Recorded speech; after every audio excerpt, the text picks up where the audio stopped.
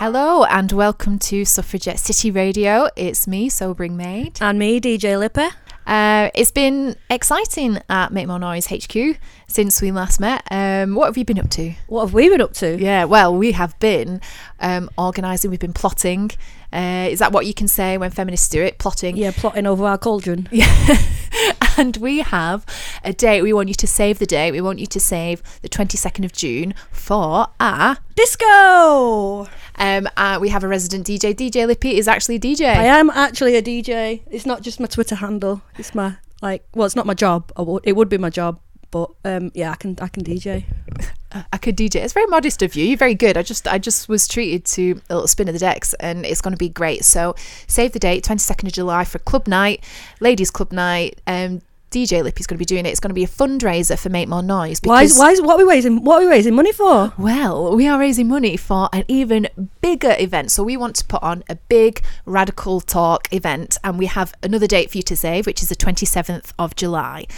Both these venues are in a central Manchester location. So top secret location. Yeah, top secret. And so if you're in the northwest, do come over 22nd of June for the club night to raise funds, and 27th of July for a big talk. We're hoping to get some big ticket speakers, and I'm so excited. I cannot speak. No, you've been buzzing for days now, haven't you? I have. Even though I had such a rubbish day today, the patriarchy made my car break down, so I'm very unhappy. But yeah, so we've got a couple topics this week. Yeah, what are we talking about this week? Well, I wanted to start off with, so this was prompted by the Vancouver rape relief story. I don't know if you've been following it. We published it on the website. You can read the piece. We'll put a link in the description. Yeah, it's about the pattern of harassment that Vancouver rape relief has been subjected to by activists. How long has it been going on for? It's been going on for over 25 years now. Yeah.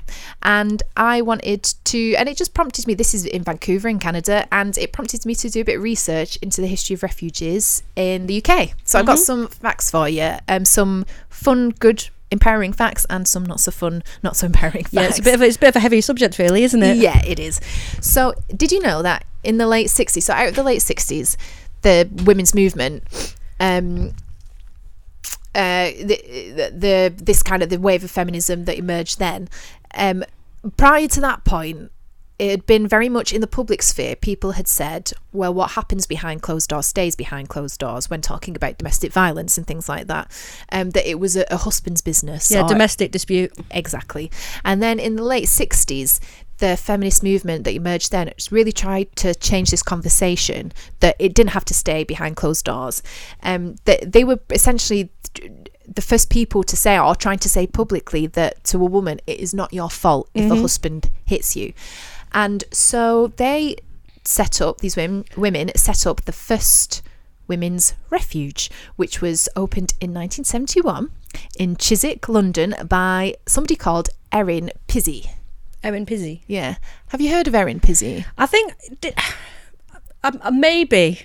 Didn't she become a men's rights activist later on? She did. Yeah, she did, which is really, really interesting. Yeah, she wrote a lot about domestic abuse, but then, kind of then wrote that most domestic violence is reciprocal and that women are equally capable of violence. She's an interesting character. You can maybe go away and do some research on her. But yeah, so she was instrumental in opening the women's refuge. And then Women's Aid Foundation charity was founded a couple of years later in 1974. And is that the same Women's Aid that's the big charity now? Oh, yes, it is. Yeah. But the first refuge that opened is the charity called Refuge. Yeah, the two different charities. Okay. And on average, I found this out. On average, a woman will attempt to leave a abusive partner 7 times. No, that's a lot of times. Yeah. But so now we have. Well, I just wanted to talk about kind of how incredible it was for these women to do that at this time, and they got a lot of backlash. A lot of men hated it. Yeah, they don't like it, do they? Hated it. You know, they had campaigned against them. Just really hated the idea that women could seek help from other women. Mm-hmm.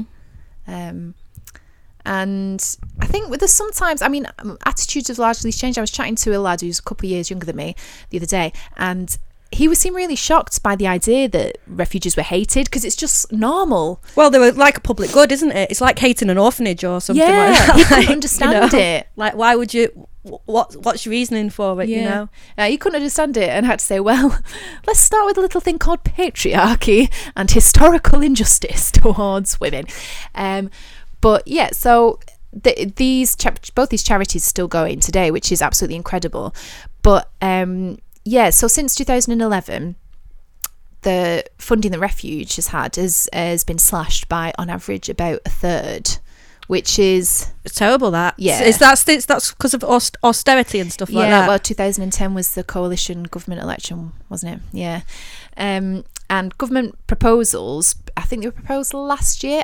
I think the bill was supposed to be tabled again this year, and they were supposed to come in with anticipating that they come into force by 2020. But I think Brexit has put paid to all of those. But anyway, government proposals last year suggested removing refuges from welfare. So basically, a woman, if she had housing benefits, she could not pay for a refuge placement. I've heard of this. So it makes it impossible for them to keep themselves going.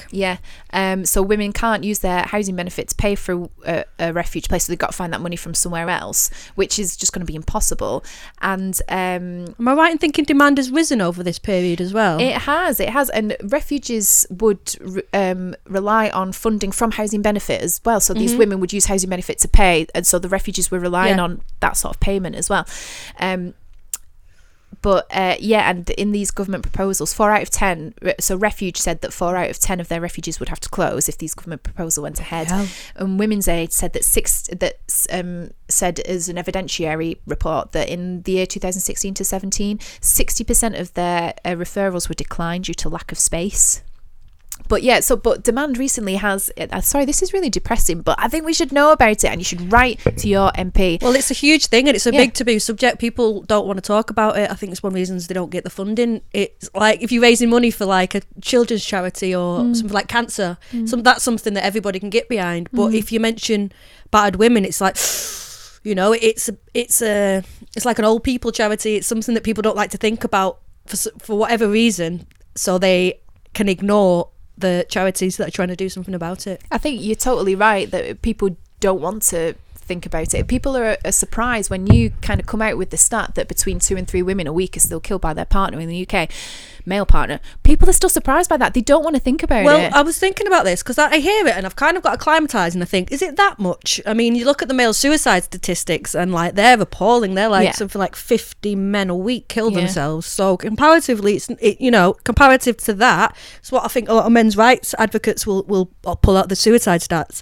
But when you think about knife crimes become a like huge hot topic because there's been like how many deaths this year because of knife crime, and so now there's all this focus on what we can do to tackle this problem. Nobody ever thinks the same way about women getting killed, and it's just like a normalised thing. And we're just so acclimatized to it that it's not even, it doesn't register properly. You know, why isn't it not up on the political agenda? It's just seen as a constant, isn't it? Like the sun will rise, the rain will fall, women, patriarchy will exist. But people don't take into account that patriarchy exists because people choose for it to exist. It's not there on its own. Well, there are people making choices that have created patriarchy. Well, I think in a lot of it, if you look at have you heard the guys Luke and Ryan Hart? Yeah, they're working. I'm in love with them. They're amazing fellas. Their mother was jailed for killing their. Oh no, you're mixing him up with David Challen. But they're mates. Yeah, Luke and Ryan Hart, it was their dad killed their mum. Yeah. And he never hit her. And their sister. I don't think he ever hit her before. It was coercive control. Yeah. But basically their campaign now is to go after the media and the way that they report the crimes, because I think a lot of what's the problem is with male violence is that the way that the media reports it, it's like, bodies found at this house. It's like, well, okay, who killed them? You know, they'll bring up the amazing character, like he was such a great guy, he did all this charity work, and it's like, and then he killed his wife and all his children. Like, he's not a great guy, is it? Yeah. And it's a really passive tone of voice, isn't it? This woman was killed, rather than this man killed this woman. So it's looking at actually making it illegal to use certain languages, which I think will make it obvious what's been happening, because the media is complicit in hiding the nature of the crime. Yeah, I think their Twitter handle is Coco Awareness. So give them a follow. But yeah, but in 2017. So to come back to some really exciting refuge stats, but in 2017 in London, funding fell by 50%, whilst demand rose by 83%. Wow. Which is just, and there's been quite a few refuges recently that have had funding cut. So Staffordshire Women's Aid didn't have their funding renewed last year, and also Glasgow and Clyde rape crisis didn't have their funding renewed by Children in Need. And Children in Need didn't give formal feedback, but according to somebody who works there, when they received informal feedback on the phone, they were told that it's because they weren't doing enough for male survivors.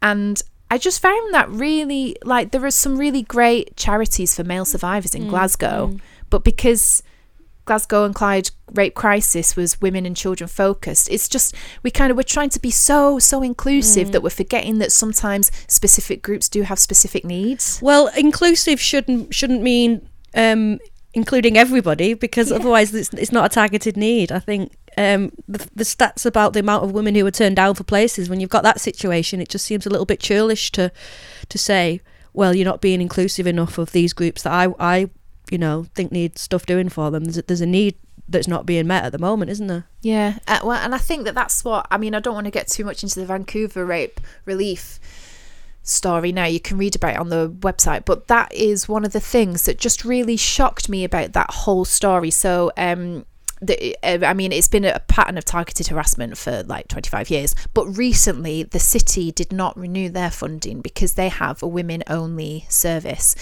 and there are other shelters in the area that serve male survivors and trans survivors, but there was just one space where women, it was just a women only space. And the thing is, there are plenty men and trans people involved in like fundraising, in this, in that, in this, in that, but just at the one place where it was counselling and the safe house, it was a woman only space, so that vulnerable women in need could have a recovery space.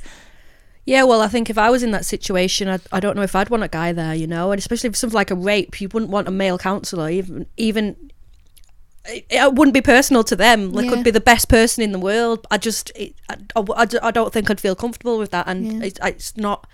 It's just cruel, isn't it? Well, Katie Piper, have you read Katie Piper's book? I've not read all of it. She was the acid attack survivor. Yeah. I've not read all of it, but I read an extract the other day where she was talking about when she was in hospital after she'd initially been attacked, and a male nurse came in, and she just involuntarily just started screaming and panicking. And this is somebody who's giving her care. This is like a good guy. Yeah.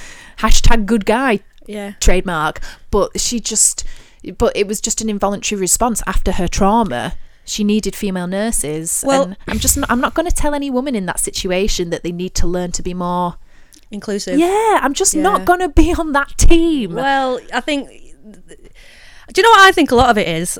Because I've thought a lot about this, and why is it that women's refuges and these female-only spaces have been targeted relentlessly, considering what the good they do.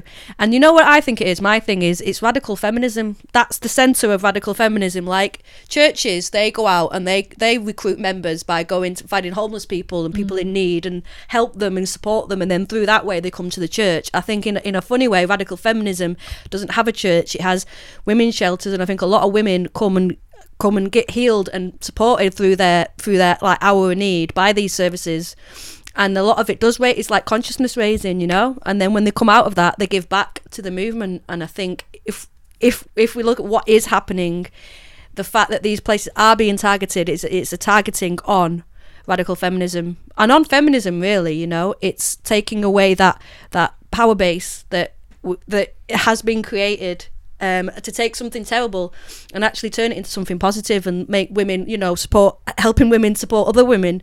I think that's where a lot of it comes back to. That's where the hatred really lies. Like tactically, that's my theory about it, because I think Vancouver Rape Relief, they do a lot of work in education. It's not just that they have the service. A lot of it is training and consciousness raising, and it's those other areas of their work that they really take umbrage with. It's not like what they do day to day. Yeah, they work in a really poor area of Vancouver as well, I think. That's really interesting. I hadn't thought about it like that. It's like targeting like the primordial soup of radical feminism, like the cradle of it. But that's what it is. Yeah, no, I hadn't thought about that. That's a really interesting way of putting that.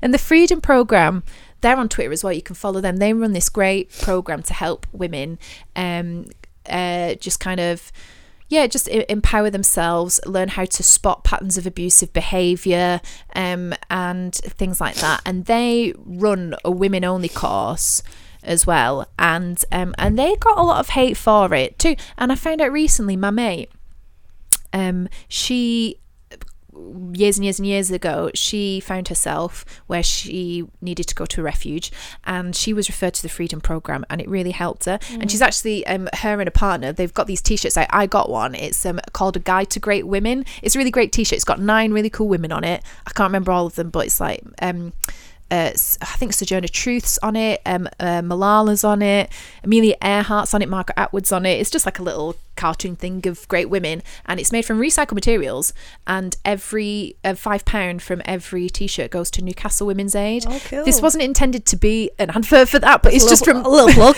I know, but it's just reminding me. But yeah, so when she posted about the t-shirt, I thought it was cool anyway, and then she put a full comment, and I don't think she'd ever really talked about it on social media before, but she said, I needed to use Newcastle Women's Aid at some point in my life, and I was referred to the Freedom Programme, and I really want to give back. And it's a cute little t-shirt made from recycled materials. It's Inland Sea, and we can post a link. Yeah, we'll put it in the description. But as in terms of funding for shelters, I mean, I don't have any hard and fast solution, but I'm just going to say the same thing I say most months on this podcast, which is write to your MP. I'm like a broken record, but if you just keep writing, try and get meetings, keep writing, meet with other women, try and do some consciousness raising or awareness raising in your local area, and tell your MP that they need to put women at the top of the agenda. If you're in Manchester, I would recommend Manchester Feminist Network is the second Saturday of every month at Friends Meeting House, 2:00. Go along to one of those meetings. It's different subjects every month, but afterwards you go to the pub and you get to actually meet face to face with some women. So maybe you're on the Twitter and you're like your feminist mate, and all your mates are sick of hearing you banging on about all this stuff. Meet face to face, come down to a meeting and meet some like-minded women, because like we said, it's not like meeting in real life, is there? No, it's not. Yeah, you're right. But that's what I wanted to talk about this week. You've got the fun one this week. What are you talking about? I've got to break the tension now, haven't I? So I want to talk about humour and women's humour. And this was an article that I read from, there was a study carried out in the Journal of Applied Sciences, and they wanted to look at the way that male humour and female humour is perceived in the workplace. So they carried out a study. They did 4 presentations. Okay, there was a somebody called Sam. There was a male Sam and a female Sam, and they did 4 presentations. In one of the presentations, the female Sam and the male Sam told jokes, and in the other 2, they didn't do any jokes. It was the same presentation. Right. They just took out the 5 jokes. So they wanted to see how people reacted to the presentations, and they found out that with the men, the humorous man got higher scores for the presentation. His humour was seen as functional. It was like he was seen as diffusing tension. It was bonding. It was reframing questions. The woman seen as confident and like he's like alpha male. The woman, on the other hand, she was seen as, they said she was a lightweight. She was lacking focus. One of the things was that the piece of feedback was for her, she was using it to cover up her lack of real business acumen by making little jokes. So they found that the funny woman was less popular than the unfunny woman. Oh, really? Yeah. So if you're a woman in business, don't crack jokes. Yeah. And yeah, so I found it really interesting. It's like we have this idea that women need to be more like men and go out in the world and succeed. That's like the liberal take on feminism, isn't it? Yeah. Be more man. Yeah. But it just goes to show, do what a man does and you'll get judged differently for it. Because there's still those structures in place that still... Yeah. There's still, like, a funny woman's... we're not supposed to be funny, are we? No, dour and... Like, I don't know. I think it comes don't know about you, but I've never been funny in my life. Well, but my life's a black comedy, though. thing is, I think I'm quite funny, mate. Even if I do say so myself, but I don't do it in work. I'm like not me in work because I'm like they won't take me seriously, and I do find actually, I think I use humour quite a lot in my life, and people don't take me seriously, and I find it frustrating because like people know I'm smart, like you know I've got things to say, but I often crack jokes and I'm like joker. And I think as a woman, it leads back to it is you are seen as a bit of a lightweight and not serious, and you know, and a lot of it's gendered the way that you're perceived. But I also think male and female comedy is very different. Yeah, there's an idea like I think like women, when we make jokes, we're the butt of the joke, and when men make jokes, the other person is the butt of the joke.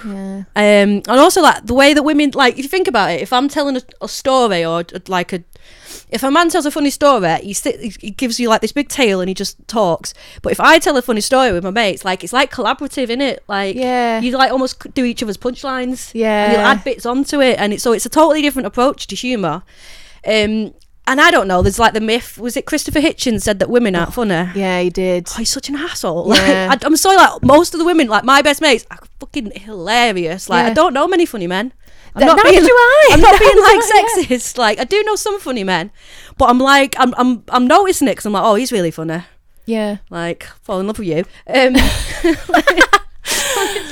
I think part of it as well that I think sometimes women have to be funny because and we're funny with each other when we get in groups. We're funny with each other because sometimes our situations are so bleak. We just find like I've worked with a lot of women in these kinds of in my job, and when they get together, there was some people that I work with and I was just howling. I didn't know them that well at all, but they were just playing off each other, and they were just so funny, and again it's self-deprecating or just always pointing out the absurdity of a situation. Well, like you do, like a group of girlfriends have like a way of being funny together. They're a comedy, like they're like a comedy team. Yeah, like an improv troupe. Yeah. You just you know what the other person's like. And I thought about this because I used to do stand-up comedy. Oh yeah. And would I have seen you at the Frog and Bucket or Comedy Store? Or? No, I was in London. Oh right. So I did like funny jokes with my guitar, and did it for a little while, and I've just stopped doing it. Again, I went to uni, went to do my nurse training, and I thought like, honestly, you can't do this. And I actually spoke to them about it, and they said you need to stop doing that. All right. They said like you could get into trouble if you you've got to be like professional at all times. If you're a healthcare professional, you've got to be careful about your public persona, haven't you? Yeah. So I was like, I was like, I've not even told you any of my jokes yet. So I stopped, and then I was thinking about, I watched the Hannah Gadsby. Oh yeah, Nanette. Yeah, I saw that. Yeah, which got a lot of traction, and basically it's like a comedy set that's not really got any jokes in it. Yeah, it's quite serious, and basically her whole shtick of it is that she used to tell jokes because she was a butch lesbian. She used to make people uncomfortable. Even as a kid, her presence made people uncomfortable. So her cracking humour was a way to like de-escalate that tension. And then she's talking about she's actually turned all the trauma of her life into a joke, and it's, she's basically saying it's not really funny, is it? We're all laughing, but like actually what purpose is this is humour playing in these relations? And it really struck a chord with me because I thought like my own humour, like I do like comedy songs, and a lot of them about like really terrible things that have happened to me in my life. Do you know what I mean? Like I write the joke about that, and it's good. It is empowering. It does give you like control over stuff, but like at the same time, is it just like I'm in a room full of strangers and they're laughing at the worst thing that's ever happened to me? Yeah. Like, is that what I'm doing? Yeah. And then a little bit after that, I remembered, I went on, I'm not going to get into it, but I went on the camping trip from hell with my dad.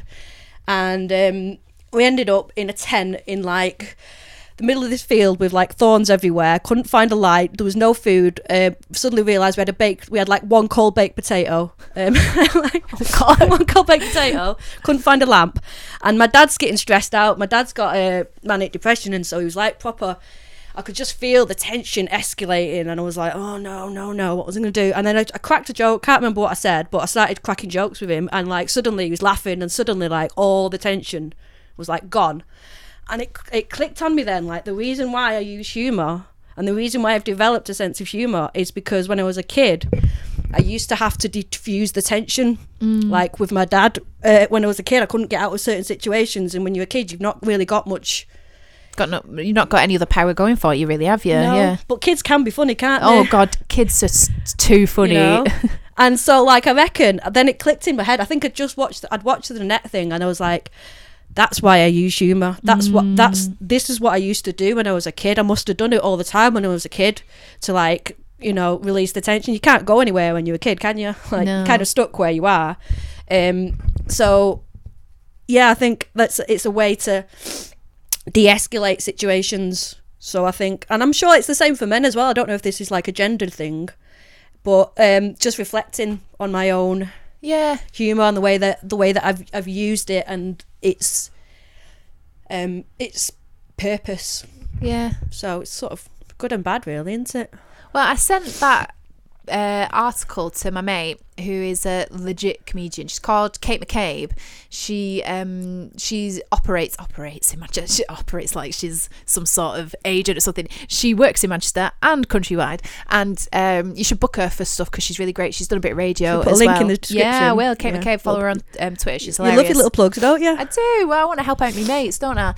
But I sent this to her because I wanted to get her perspective, and I just want to read out a few things that she said that I just thought were interesting. She said the passive listener is never really expecting women to be funny or use humour, and when they do, it disarms them in a different way than it does for men. And I think I would agree with that, because it is a surprise when a woman like starts cracking jokes, and it does disarm you. And she said we can only fix this by getting more women to find their humour, their voice, and not be afraid to use it. The idea that women are funny should be normal. And she said, I mean, read the room first, of course, because some people never develop the ability of knowing when to tell a joke and when to shut your face. Brackets, men of Twitter. And she said, to some people, a funny woman is like a fart in a library. Yeah. And she's not elaborated on that, so it's open to interpretation, but yeah. No, I think when a lot of men say, like, oh, I want a woman with a good sense of humour, what you mean is you want a woman to laugh at your jokes, don't you? Yeah. Oh my God, like, yeah, they say women don't have sense of humour when we don't laugh at their jokes. Yeah. Like, it's not funny though, is it? Like, I don't know. I find I can use humour quite well, and I find like I actually do use it as one of my main pulling techniques. It's like I didn't mean to laugh in your face. It is. I'm like, no, I've got the chat, but I'm like, if I know for a fact, if I was a guy with the same sense of humour, I would be like rolling deep in pussy. I would be like I would be though. I'm like, yeah. So many fit men have never had to try, have they? Oh no. So many fit men have like no personality. I'm trying to think of all the funny men that I know, and I don't think any of them are fit. Like same. Like they are fit because they're funny, but they're not like yeah. Don't know no Romeos who know how to tell a joke, do you? I do think that men sometimes are disarmed when women are funny, or we're only allowed to be funny in a particular way. We're only allowed to be funny if we're kind of twirling our hair and going, oh, I'm so stupid and that's why I'm funny. Like, women can't be as incisive as men.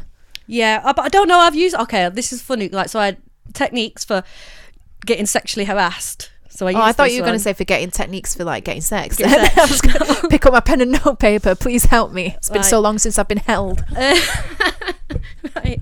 So I was in a club. I was in where was I? Fifth Avenue. Oh my God! Yeah, I used to go there as a teenager. It's like indie club, like proper like £2 doubles. Greasy indie disco. Greasy indie disco for students and yeah.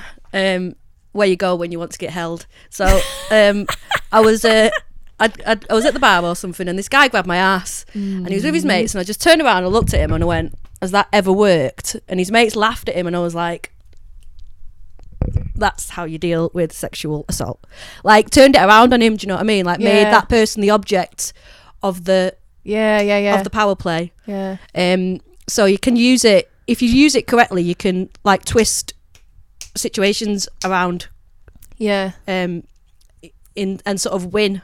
Yeah. In the power. You can't always do that though, can you? No. You can't always think like the thing to say that's going to like make somebody. There's a perfect German word, and I can't remember it. It's called, maybe a French word, it translates to staircase wit, and it basically means that when you think of the perfect thing as you're walking up the stairs away. Yeah, I always do that. Yeah. But yeah, I mean, sometimes you shouldn't have to put up with that in the first place anyway, of like being grabbed. Like, I know we're talking about humour as a way to diffuse it, but we want to also say you shouldn't have to put up with that and like that's bad and patriarchy. Oh no, I'm probably punching these days. Like it was a few years ago. Like that's my reaction now if I get grabbed. It's quite bad because you shouldn't just hit random people. But they're assaulting you. Well, yeah, but they might turn back and hit you back. So, well, yeah, they're bigger than you. Well, this guy like grabbed me one time. It's when I was a student in the union. At club night, and I was so quick because it had happened about 3 times that night, so I was already on red alert. And the last guy who did it, my hand was like so quick, I grabbed his hand as it was still attached to my backside, and I turned around because it was so crowded you couldn't tell who would be grabbing, but I turned around, his hand in mine, and I was like, does this belong to you? And just pushed it in his face, and all these mates like looked at him and laughed. But you know, it shouldn't have been groped that many times in the student union. It just happens all the time, doesn't it? Yeah. That's a digression. Yeah. But like that's my take on humour. I'm glad we've put to bed like women aren't funny, and I'll never be funny again. I won't do that again. Won't try it ever. No, stop not being funny. Yeah. But yeah, if you've got any further reading or you want to slag off Christopher Hitchens with us, we want to hear some feminist jokes because I've heard but like they're just not funny. Like people keep telling me these jokes and I think, I quite like pun stuff though. If somebody could come up with like a really silly pun on like Andrea Dworkin or Sheila Jeffries or something like that, like I don't know. Work in progress. It's a work in progress. It's a work in progress. Oh, snap. Right. But yeah, do let us know. You can tweet us, Make More Noise 1, or email make.more.noise.mank@gmail.com. We need to get a new email address, don't we? That one's like, I know we do. If you want to write for the magazine or contribute, do let us know as well. We're always looking for more contributors. And save the dates. Okay, if you can DJ as well and you're in Manchester and you want to do a set for us, let us know because like it's 4 hours that I have to DJ for, and like I like DJing, but 4 hours is a very long time. So yeah, you're gonna show me a little bit so I can take over, but I'm gonna be rubbish. No, you'll be grand. Okay, it's our last section. We're going to do stuff that's coming up. What is coming up at the moment? Okay, Home, I've got an interesting season of films. If you're in Manchester, starting in early May, they've got a series of documentaries based on women in the trade union movement. That is really cool. So there's like a whole season. I'm going to go down to a few of them, and they've got like speakers talking afterwards. speaking talking. So yeah, if you're in Manchester, check out Home Cinema. Go on the website; they'll have details. Cool. You can learn a bit more. This isn't necessarily just a date that's coming up, but I recently went to the Working Class Movement Library in Salford, and I meant to go for ages, and I hadn't been because I went to a Radical Women series of talks that Michael Herbert's been giving, and I would just encourage you to go to the Working Class Movement Library. It's really cool. There's lots of really cool stuff in there. And I'm sure they do have other events coming up. You can check what's on their website. Where is that? It's in Salford. It's near Salford Crescent. You can get there quite easily if you get the train there, and you can park there. It's just off the A6. It's cool. Anything else? Any nationwide stuff? It's April. I can't think of anything else coming up in April. No. Right, well, we've come to the last bits. Our feminist top trumps thing, where we have a deck of cards with loads of really cool women on it. It's called Women Who Dare. And this week I have Sarah M. Grimke. Okay. American, 1792 to 1873. Born of an aristocratic and wealthy family in Charleston, South Carolina, Sarah Grimke and her sister Angelina became the first women to speak in public against slavery and later for women's rights. Enduring immense public vilification in their native region, they went on to become among the most prominent and effective activists of their day in both arenas. Sarah Grimke set in motion the sisters' lifelong mission when she joined the Society of Friends while visiting Philadelphia. After converting her sister as well, she settled permanently in the North. Angelina followed, and the two dived headlong into the fight against slavery, travelling and writing extensively for the cause. Among their native publications was American Slavery as It Is, Testimony of 1,000 Witnesses, 1839, which became a source book for Harriet Beecher Stowe. Ooh, I've heard of her. Like fellow Quaker Lucretia Mott and others, the Grimkes were appalled by the sexism they found in the abolitionist movement and quickly claimed to devote equal measure of their energy to women's rights. Where have we heard that one before? I know. That's really cool. I think Harriet Beecher Stowe, I feel like she wrote Uncle Tom's Cabin. I could be making that up. I think she's in here, so we'll probably come on to her one day. Yeah, or she was like a abolitionist as well. I want to Google to make sure that that's right. I'm sure if it's wrong, you'll all tell me. And do tweet us, even if don't just tell us when we got stuff wrong, but do let us know what you think if you have any other suggestions of stuff we could cover. And yeah, I wonder who we'll get next time on The Women Who Dare. Who knows? One thing we'll find out.